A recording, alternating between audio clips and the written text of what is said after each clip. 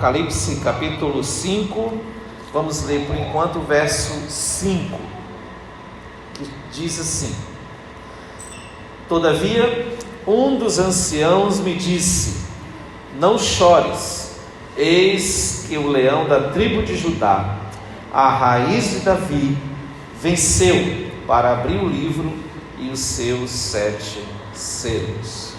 Que Deus em Cristo Jesus abençoe a sua rica e poderosa palavra aos nossos pobres e fracos corações.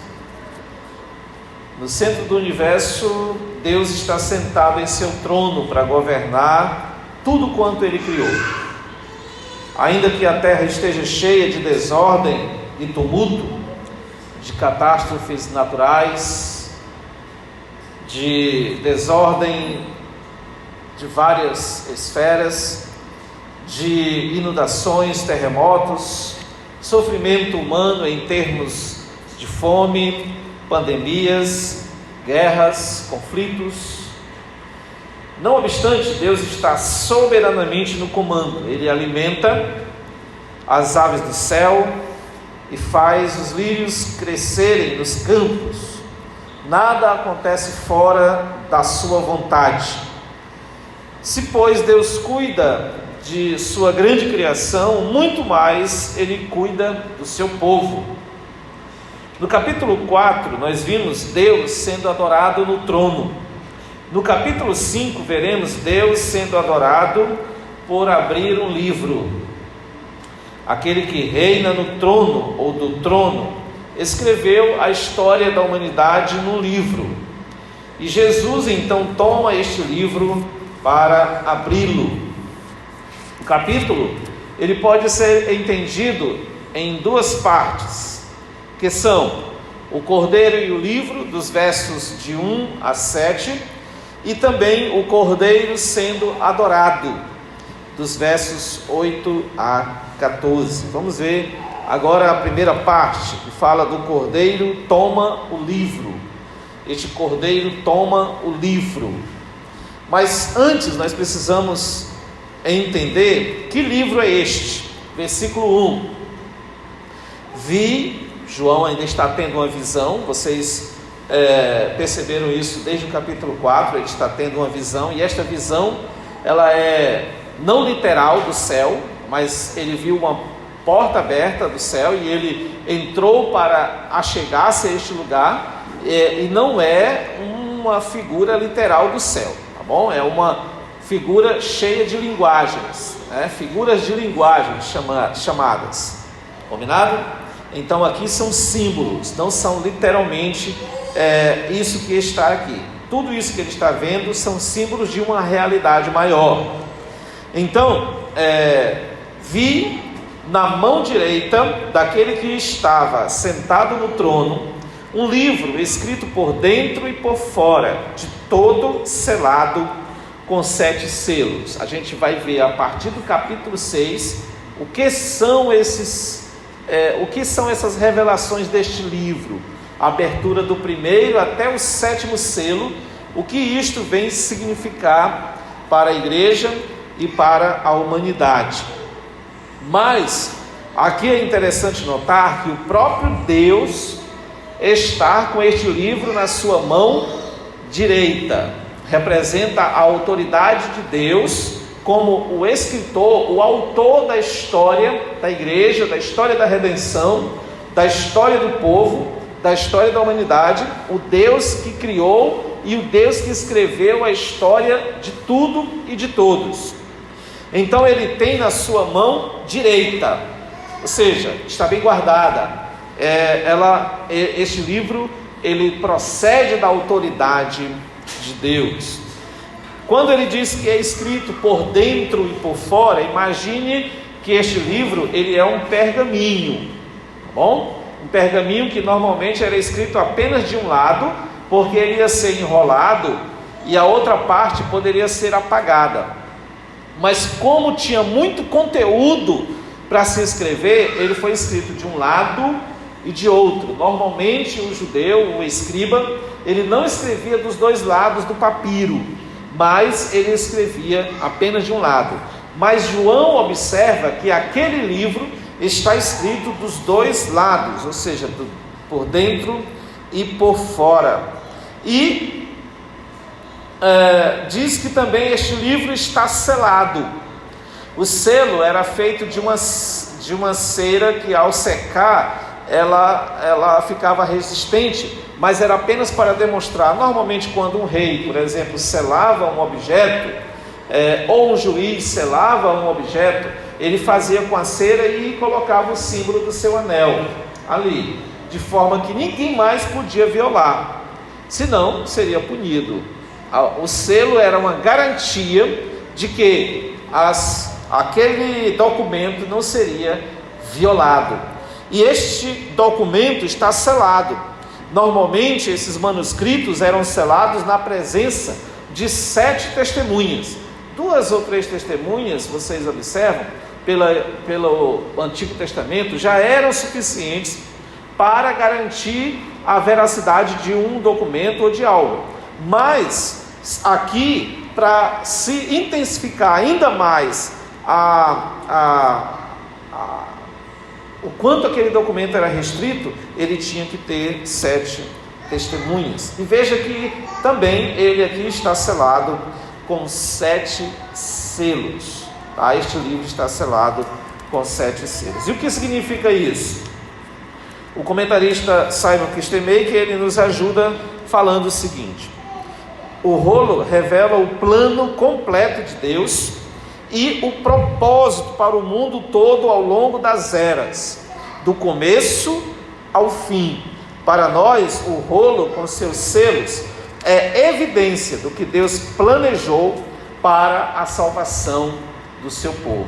Ou seja, estão ali escritos naquele livro o plano, o projeto de Deus, os decretos de Deus para o seu povo, claro, envolvendo toda a humanidade, porque a humanidade seria então parte dessa história, alguns para condenação, a gente vai ver no desenrolar dos selos, mas até mesmo os sofrimentos e as perseguições servindo para a restauração e salvação do povo eleito de Deus, ok? Bom, já que nós soubemos o que é este livro, nós precisamos também saber quem pode abrir este livro. Dos versos 2 ao 4, nós entendemos de que não depende apenas de alguém que tenha força. Veja o versículo 2: vi também, ou seja, além de ter visto o livro na mão direita de Deus, vi também um anjo forte. Veja que ele faz questão de dizer que este anjo é forte, que proclamava em grande voz: quem é digno de abrir o livro e de lhe desatar os selos?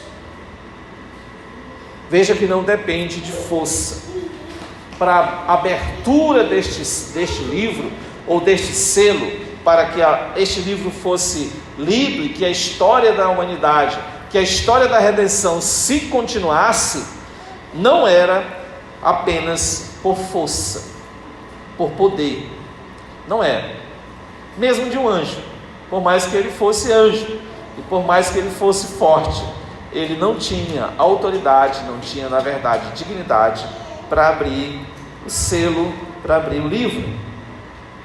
E então, nós vemos também que não depende de lugar, tá? Porque além de ser um anjo forte, que não deu conta de abrir o selo, o versículo 3 mostra que, ora, nem no céu, nem sobre a terra, nem debaixo da terra, ninguém podia abrir o livro, nem mesmo olhar para ele.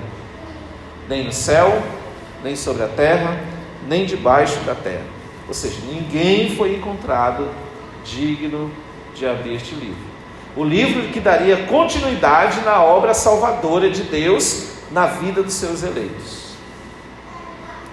Então João está enxergando isso. Ele está vendo, ele está visualizando isso. Veja e imagine-se no lugar de João e percebendo o desespero. Ninguém foi encontrado, nem no céu, ou seja, nenhum arcanjo, nenhum Miguel, nenhum Gabriel, nenhum Rafael, nenhum outro El, nem na terra, nenhum patriarca, nenhum apóstolo, ninguém foi encontrado digno de abrir aquele livro. Mas nós entendemos também que não depende de homens. Veja o versículo 4: e eu chorava muito. João está relatando a sua consternação. E eu chorava muito, porque ninguém foi achado digno de abrir o livro, nem mesmo de olhar para ele. Veja que as pessoas, na verdade, se sentiam até mesmo constrangidas, seja no céu, seja na terra, seja aqueles que faziam parte do corpo celestial, ou não, eles não eram dignos sequer de olhar para este livro. Ninguém foi encontrado. E João, qual foi a reação dele? Ele chorava. João esteve com Jesus, passou um bom tempo com Jesus, cerca de 3 anos. Agora ele estava vendo, assim como aquilo que tinha acontecido na terra, ele estava vendo em imagens aquilo que havia acontecido no céu. Ou seja, como que os anjos estavam num grande alvoroço ali, procurando alguém que fosse digno de abrir o livro, e não encontraram ninguém no céu. Foram para a terra, durante toda a história da humanidade, desde Adão, que seria uma esperança, Adão, desde aqueles que nasceram de mulheres, que às vezes vieram de mulheres estéreis, e que por um milagre elas engravidaram de um homem. Havia aquela esperança, mas mesmo assim estes não foram dignos. E então João chega a chorar, desespero mesmo, irmãos, porque não tem salvação, não teria Salvador, não teria salvação, não teria igreja, não teria culto de oração para você frequentar, não teria nada. Mas tinha que ser alguém digno. Não era alguém forte, não era alguém o mais puro possível, não era alguém que fosse inteligente, não era alguém que fosse líder, mas tinha que ser alguém digno. Vocês lembram que no capítulo 4 nós estudamos que os imperadores exigiam que as pessoas o chamassem de digno. Digno és tu, quando na verdade o único que é digno é Cristo. E agora, mais uma vez, nós vemos que ninguém foi achado digno, a não ser este que virá adiante. Quem é o Cordeiro? Visto que nós já vimos quem é o livro e quem pode abri-lo, quem é o Cordeiro? Os versículos de 5 a 7 nos mostra quem é este Cordeiro. Todavia, um dos anciãos me disse: não chores, eis que o leão da tribo de Judá, a raiz de Davi, venceu para abrir o livro e os seus 7 selos.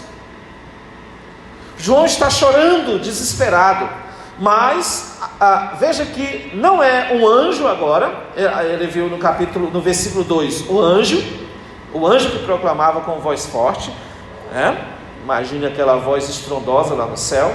Mas agora não é um anjo, é um ancião, um dos 24 anciãos. Ele se vira para João e dá uma palavra de consolo. Mostra que o papel da igreja, irmãos, é trazer uma palavra de consolo para aqueles que estão desesperados. Mostra que são os pregadores, que são os crentes, os discípulos da igreja, que devem trazer uma palavra de esperança para aqueles que estão chorando. Todavia, um dos anciãos me disse: não chores, eis que o leão da tribo de Judá, a raiz de Davi, venceu para abrir o livro e os seus 7 selos. E quem é este cordeiro? Ele é chamado de leão da tribo de Judá. Em Gênesis 49, já no final do livro de Gênesis, nós vemos os relatos das bênçãos que Jacó está dispensando sobre os seus filhos. E ele chega na tribo de Judá e ele abençoa, profetizando de que o Messias, de que o Salvador viria daquela tribo. Está em Gênesis 49, versículos de 8 a 12. Aqui, em Apocalipse, vem do primeiro livro da Bíblia de Gênesis para o último livro da Bíblia, Apocalipse, está se concretizando. O digno é o leão da tribo de Judá, Jesus. Leão representa reinado, é o rei da tribo de Judá. Mas também ele é chamado de raiz de Davi. Raiz de Davi, esta descendência de Davi que havia recebido a promessa de que não ia faltar ninguém para sentar no trono de Davi. E que parece que com o exílio para a Babilônia, parece que faltaram os reis. Mas Isaías chama de o tronco de Davi, ou seja, aquela raizinha que ainda ficou lá, ainda ela floresceu e veio o renovo, que é Jesus, a raiz de Davi, a raiz que ninguém dava mais nada por aquilo, essa árvore já morreu, acabou-se. Não, a raiz ainda brotou, ainda veio o renovo e dela vem muitos e muitos frutos. Este Jesus, esse cordeiro é chamado de raiz de Davi. Além disso também ele é chamado de cordeiro. Tá? Veja aí o versículo de número 5. Então vi no meio do trono dos 4 seres viventes, entre os anciãos de pé, um cordeiro. E o cordeiro aí remonta exatamente para Gênesis capítulo 22, quando Abraão foi fazer o sacrifício do seu próprio filho, Isaque, e Deus impediu e providenciou o cordeiro para ser feito o sacrifício, para mostrar de que Jesus é o cordeiro de Deus que tira o pecado do mundo, apontado por João Batista. O cordeiro era morto para que o sangue dele aspergisse sobre o pecador e o purificasse, e o justificasse, e o redimisse do pecado. Isso mostra que Jesus é aquele que perdoa pecados, é aquele que justifica dos pecados, é aquele que santifica dos pecados. É isso que está escrito aqui, quando ele diz que ele é o cordeiro. Veja que são várias figuras, e o que se sobressai aqui é o de cordeiro. Este cordeiro, ele está como que sendo morto, né? Mas ele está vivo. Ele está vivo. Ele é o cordeiro. Mas o que é que o cordeiro fez? O que é que este cordeiro que tira o pecado do mundo fez? Ele venceu. O versículo 5 é bem categórico nisso. Ele venceu para abrir o livro e os seus 7 selos. Ele não vencerá, ele já venceu, está no passado aí. Mas este ato de vitória de Jesus, ele ainda repercute dia a dia na nossa vida, na vida da igreja, porque ele continua salvando vidas, ele continua alimentando os salvos. A sua vitória, ela se estende desde o dia que ele morreu ali naquela cruz do Calvário até a eternidade. O efeito da sua vitória é para todos os tempos, é para todas as épocas, é para sempre. Ele venceu. Sabe aquelas dificuldades que nós enfrentamos, irmãos, aquelas lutas que nós passamos, pelas quais nós passamos, todas elas já foram vencidas em Cristo Jesus, por Cristo Jesus. Seja quaisquer que forem essas dificuldades, financeiras, de relacionamentos, de saúde, qualquer que for, ela já foi vencida. Jesus já venceu todas elas.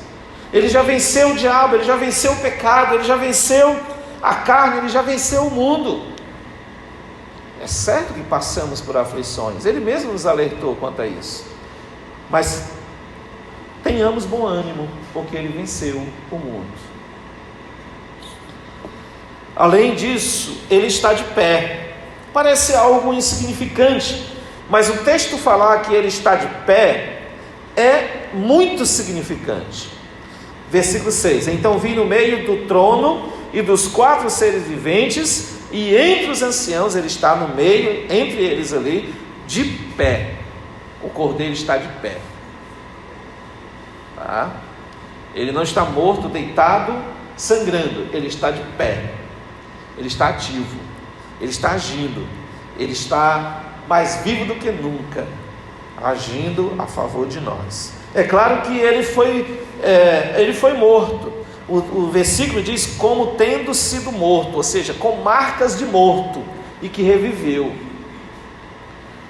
Porque a morte de Jesus, sem a morte de Jesus não tinha salvação. Ele tinha que morrer mesmo. Sem aquele que é digno morrer, nós, os indignos, morreríamos. Então ele teve que ser morto, mas morte para ressurgir e ser vitorioso, porque ele é encontrado tendo vitória, ele tem autoridade. Veja aí, ainda na continuação do versículo 6: então vi no meio do trono e dos 4 seres viventes, e entre os anciãos, de pé, um cordeiro, como tendo sido morto. Ele tinha 7 chifres. Os chifres aqui, na cultura da época da inscrição de Apocalipse, representava a autoridade. Era como os diademas também representavam a autoridade. Representava alguém que tinha domínio, poder. Então, 7 chifres representa isso de uma forma completa, essa autoridade plena, não falta nada para ele exercer essa autoridade. Quando ele morreu da cruz do Calvário, quando ele consumou a obra ali, ele recebeu do próprio Pai autoridade para comandar o mundo, para comandar a igreja, para dominar sobre tudo e sobre todos. O Cordeiro de Deus tem autoridade, mas também ele tem sabedoria e unção. Veja que o versículo 6 continua: bem como 7 olhos, que são os 7 Espíritos de Deus enviados por toda a terra, inclusive na ilha do Marajó, enviado para a igreja de Breves. Por que sabedoria e por que também unção? Porque os 7 olhos, nós já vimos também no capítulo passado, que todos os 7 aqui representam amplitude, tá? Completude, representa perfeição.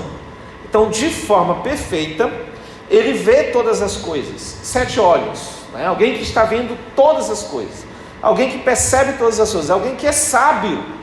Não adianta a gente ficar questionando nas nossas orações: Deus, por que isso? Deus, para que isso?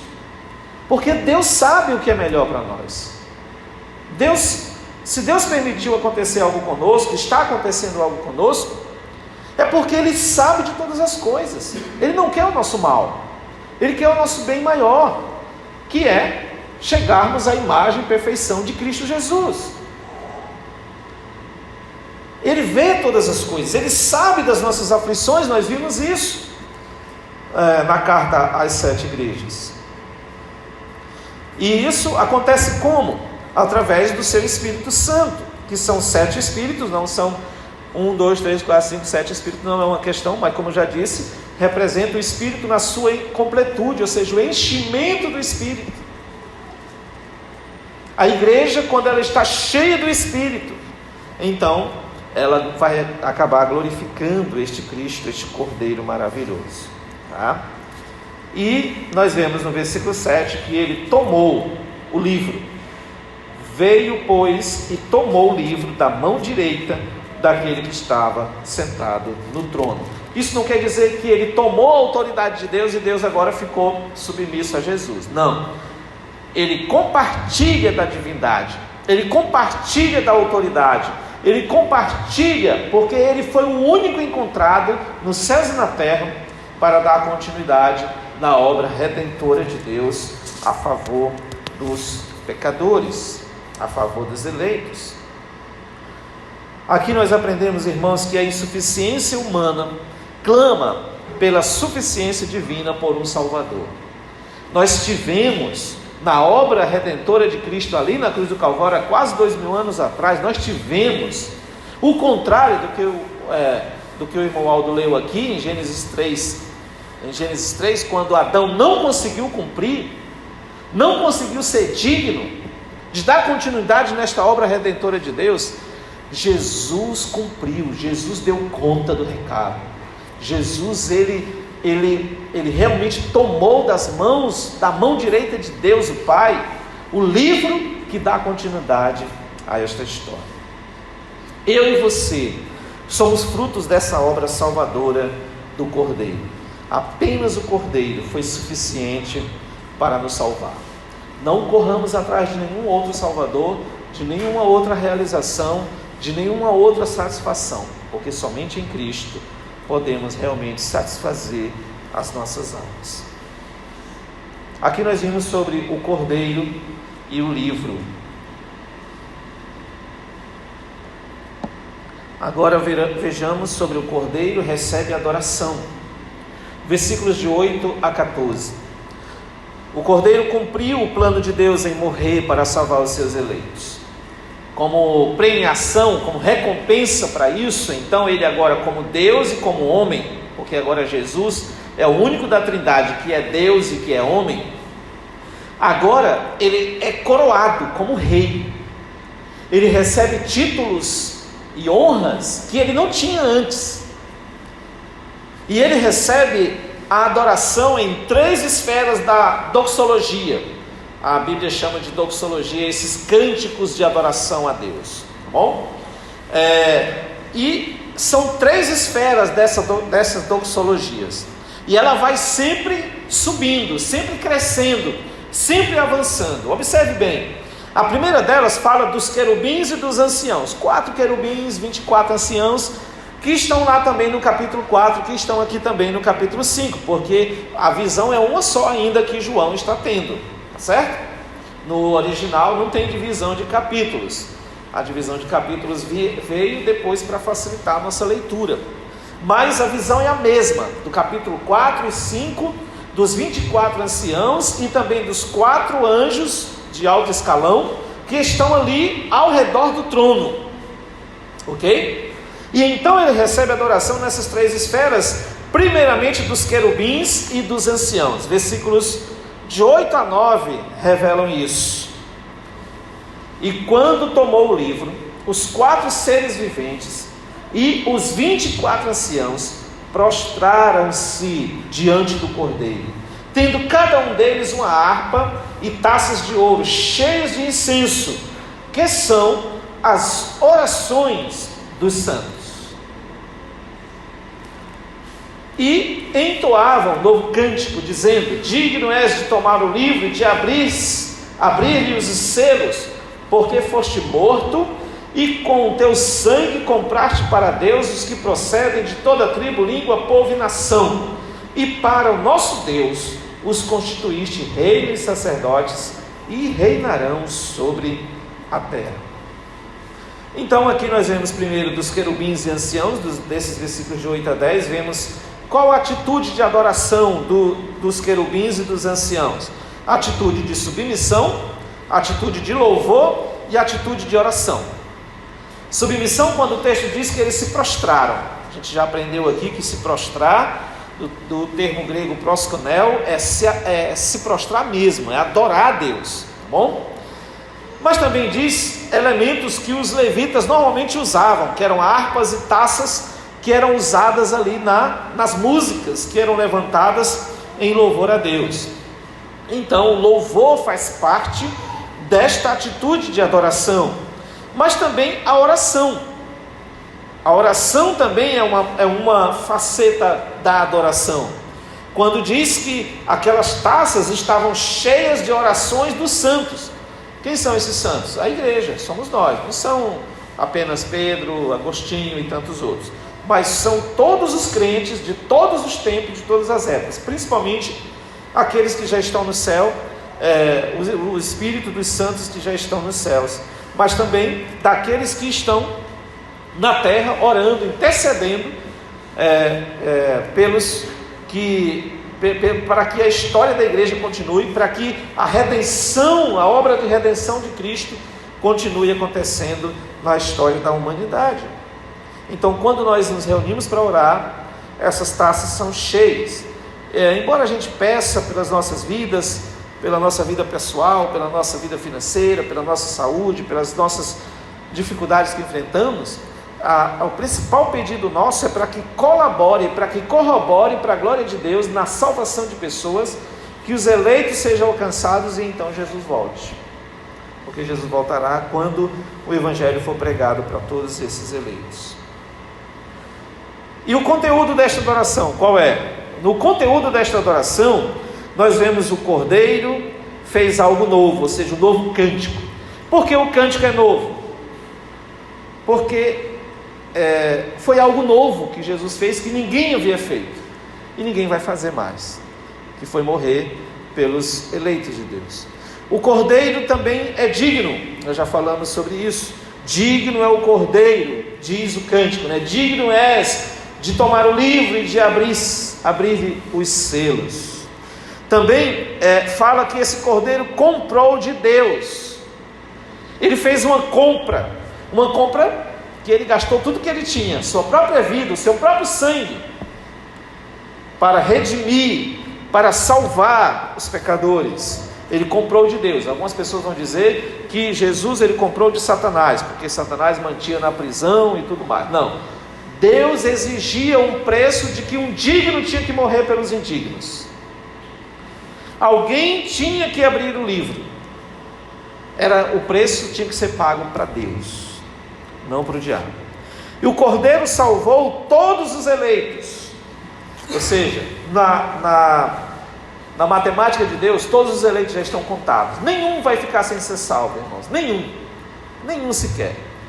Esquecemos um, volta lá, anjo, e prega para ele, já que não tem ninguém mais para pregar. Não tem. Todos os escolhidos de Deus receberão a mensagem, a pregação do Evangelho. Por isso eu e você temos que pregar com urgência, para que essas pessoas sejam alcançadas. Mas na determinação de Deus, Jesus morreu por todos os seus eleitos. A expiação limitada, ou seja, Jesus morreu apenas pelos seus escolhidos. Se ele tivesse morrido por todos, todos seriam salvos, porque o sangue de Jesus é poderosíssimo para salvar.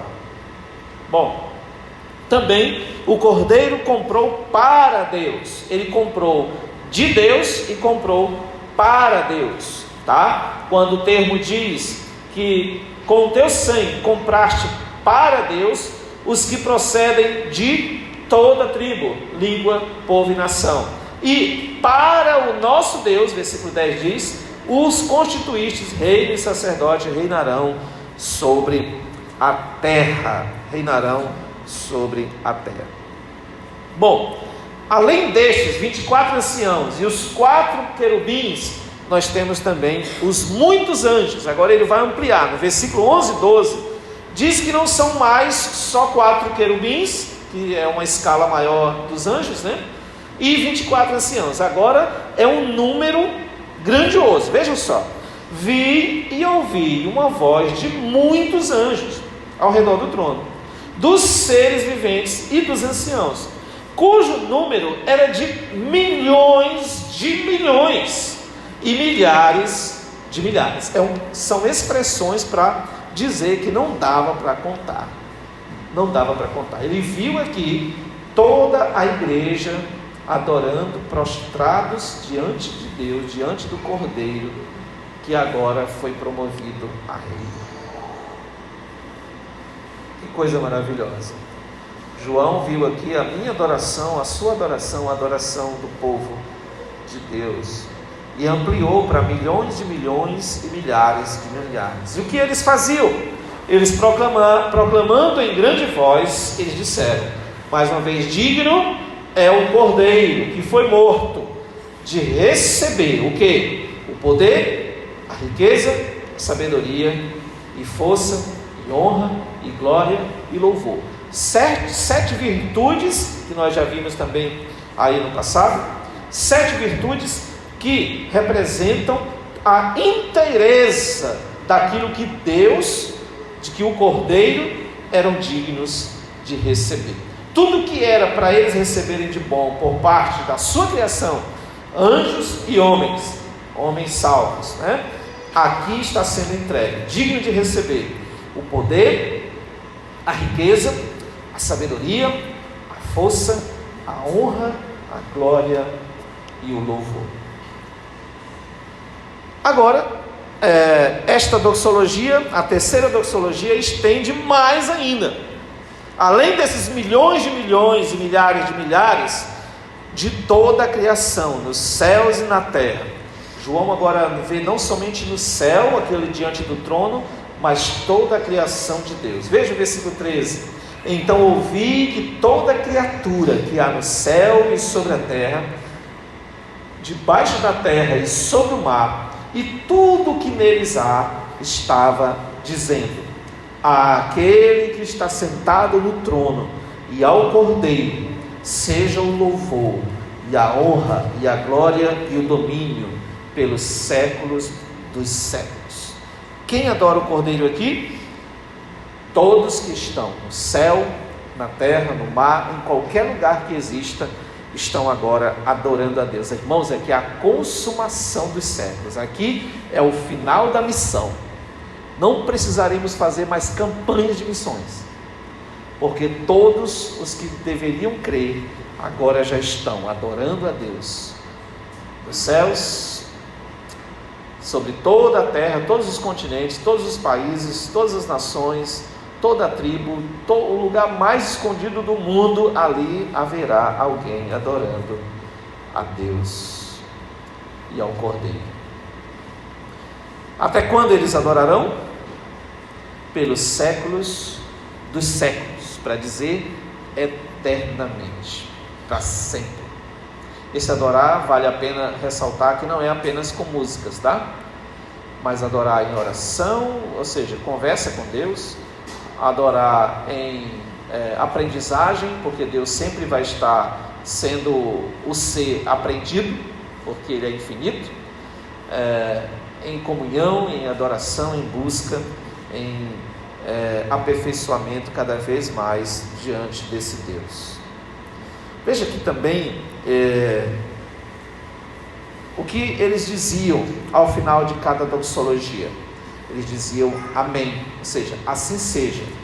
Versículo 14: os 4 seres viventes respondiam amém, assim seja dessa forma, verdade.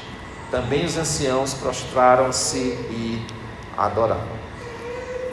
Jesus nos redimiu, por isso o adoramos com vigor.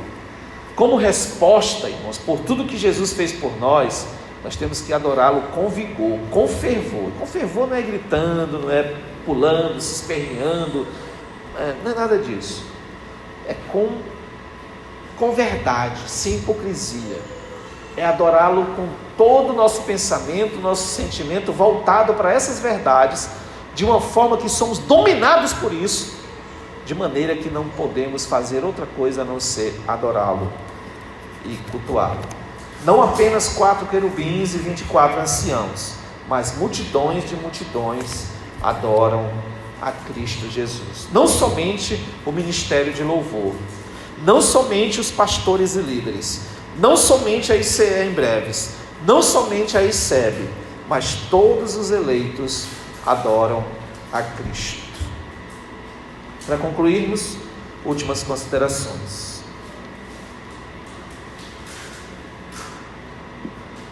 O Cordeiro e o Leão recebem nosso louvor por tudo que ele é e por tudo que ele fez. 2 animais opostos, um tão indefeso como o Cordeiro, mesmo assim ele morrendo salvou multidões. Um tão forte e poderoso que domina a selva, ele também agora está reinando sobre tudo e sobre todos. Ninguém tem mais poder de domínio do que ele. O que João viu? João viu uma série de coisas. Veja no versículo 1, vi, também no versículo 2 ele viu, também no versículo 6 ele viu, também no versículo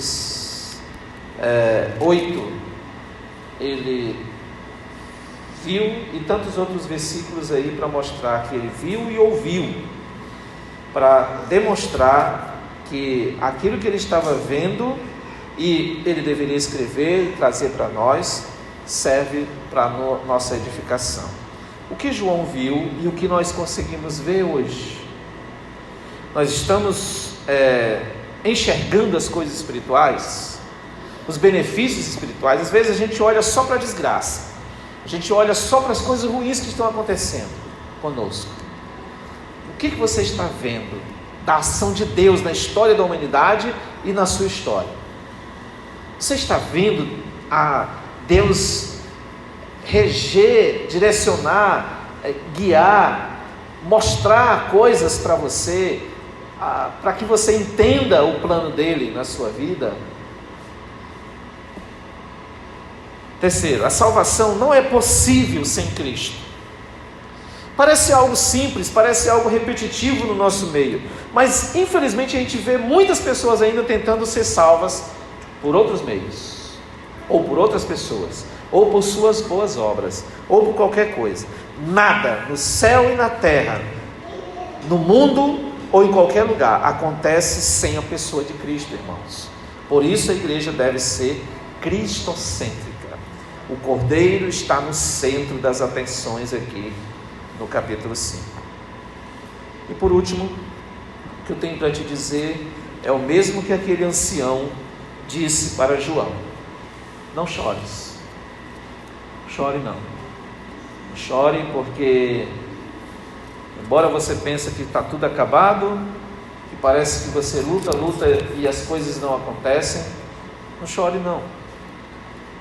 As coisas estão no controle de Deus, e é melhor estar no controle dele do que no nosso. A gente se sente seguro quando a gente tem as coisas sob o nosso controle, não é? Mas tome cuidado com isso. Não é você que sustenta as circunstâncias da sua vida. O bom é sabermos de que Deus está realmente nesse controle. Chore não.